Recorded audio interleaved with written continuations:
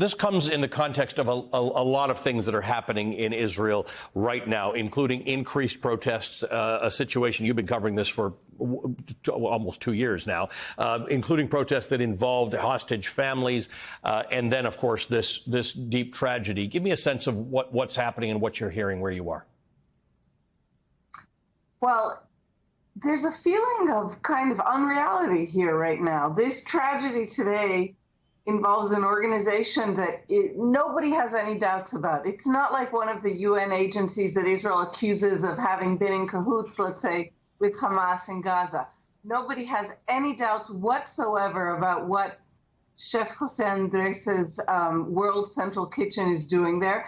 And in fact, this is an organization that came and brought food to Israelis initially after the Hamas attack.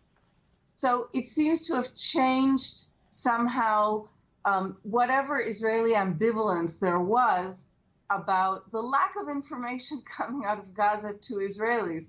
We saw tonight a massive anti-war rally in Jerusalem. I think there's no other way to describe it. Anti-Netanyahu, anti-war, and pro-bringing the hostages home at any cost. The Israeli government feels very threatened by these protests, and for now there's no movement. I have to say there's no movement on either side. Hamas is not accepting a hostage exchange, just like the Israeli government also isn't. Yes, that was why it was interesting when Joe Biden made that reference. So I've got people in Cairo working on it right now, as if there's a potential breakthrough. It would be a surprise to all of us if that were the case. But you bring up something interesting, because the anti-Netanyahu protests have been going on for a very, very long time, more than a year before October 7th. They weren't always the same as anti-war protests. It's not always the same people. The protests are large. You would almost think after all these months they'd start to fizzle. They're not. They're getting stronger, and the hostage families are getting more and more frustrated to say, can we get what is left of our family members back now, and you can sort this other stuff out yourself later?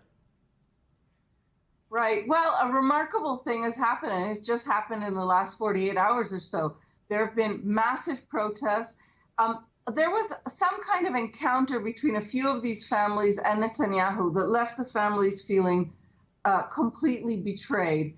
And so they shifted tactics, and they announced publicly that they were doing so. And one of the fathers of a hostage came right out and said to Netanyahu, "You forced us into the arms of the protest. You've made us one." So you're absolutely right. The families of hostages have spent the last 6 months now just basically begging to get their loved ones home. And they now feel, and they've said openly, that they feel the Israeli prime minister is an obstacle to that aim.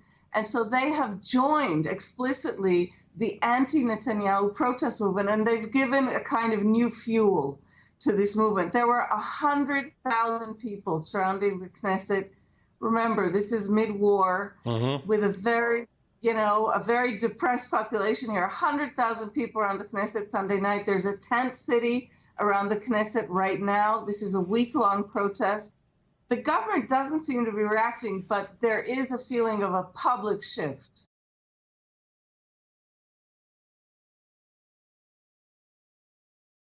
Hey everyone, MSNBC has a new and improved app. You'll get real-time alerts and analysis, live blogs, in-depth essays, video highlights, and the best 2024 election coverage. Download the new MSNBC app. Here's how to do it. You tap on the App Store on your phone. You hit search on the bottom right corner. You type in MSNBC. You click on the MSNBC app. You click on Get or the cloud icon and enjoy it.